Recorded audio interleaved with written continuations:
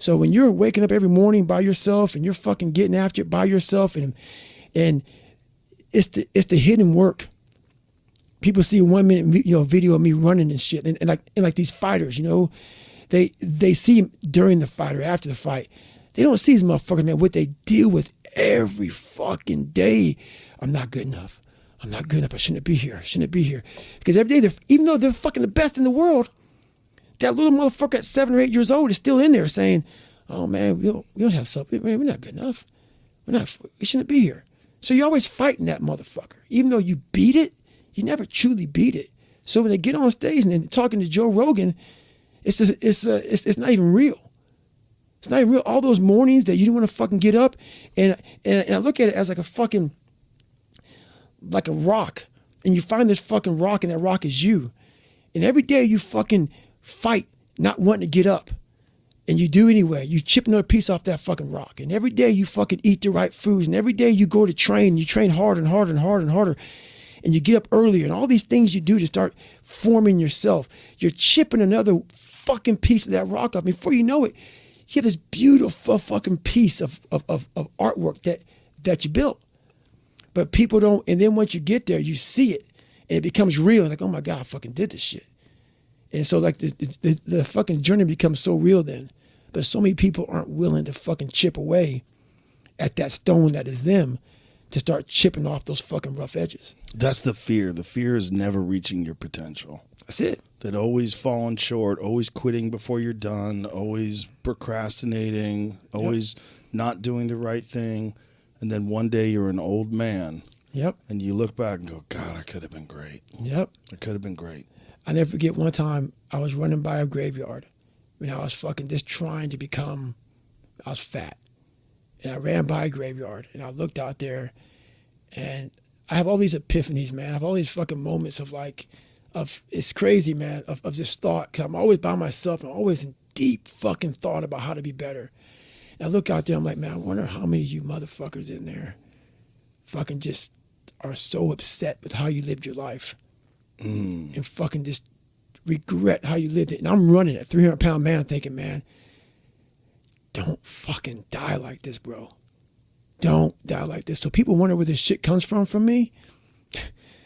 It comes from such deep thought of trying to see what this is all about. What is this life all about? What am I all about?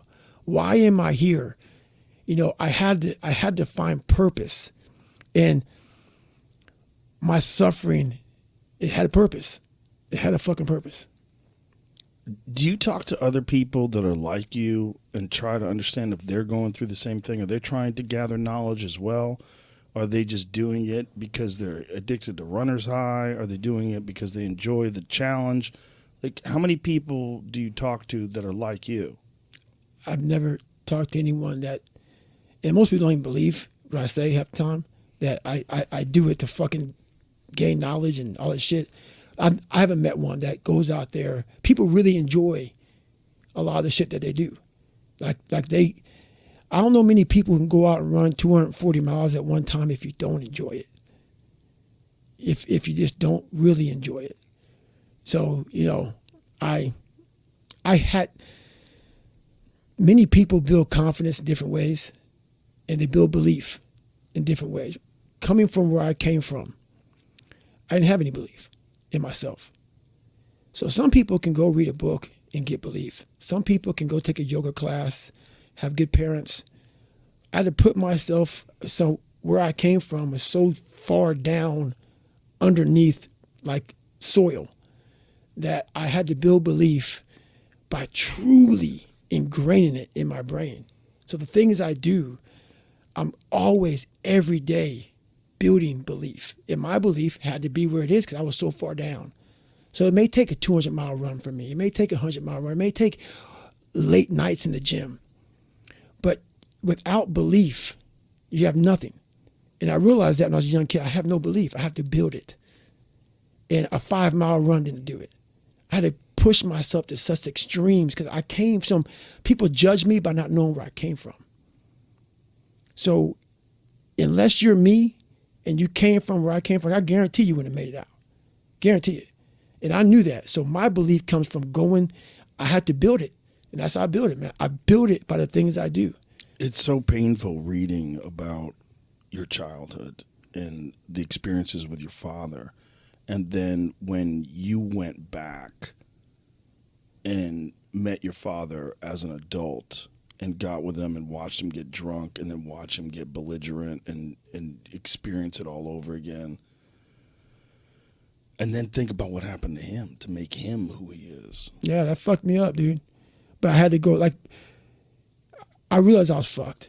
I realized I was just a sorry motherfucker. You know, I quit pararescue. I was afraid of the water. Every time shit got hard, like I said, I didn't have talent. You know, I fucking didn't have shit. And whenever shit got hard for me, I thought I was on my way out, and I got sucked back in. I become a loser again real quick. And I see them all the time. There's a lot of fucking losers out here that won't face it.